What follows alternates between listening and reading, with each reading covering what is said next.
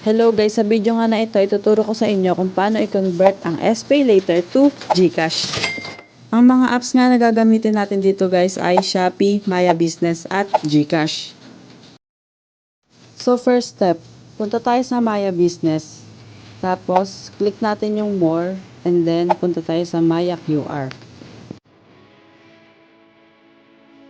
Tapos share lang natin and then save to device.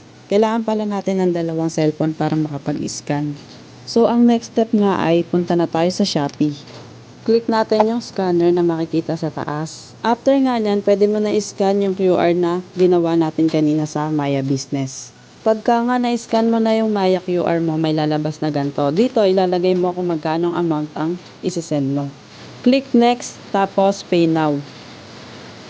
So, ayun nga guys, may 50 coins na promotion si Shopee. Kung saan, pwede ka mag-send ng minimum na 200 pesos kada araw, makaka-receive ka ng 50 coins everyday. Take note pala guys, isang beses lang sa isang araw pwede ma-claim itong 50 coins.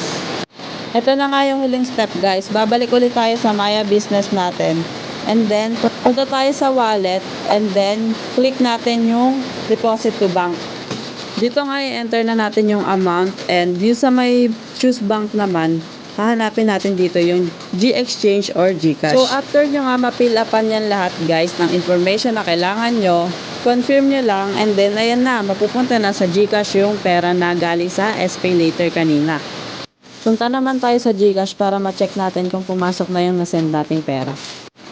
Ayun nga guys, pumasok na yung 200 na sinend ko kanina. Ito na nga guys, na-receive na natin yung galing sa PayMaya kanina. Ayun lang po, salamat po sa panonood. Sana po ay may natutunan kayo.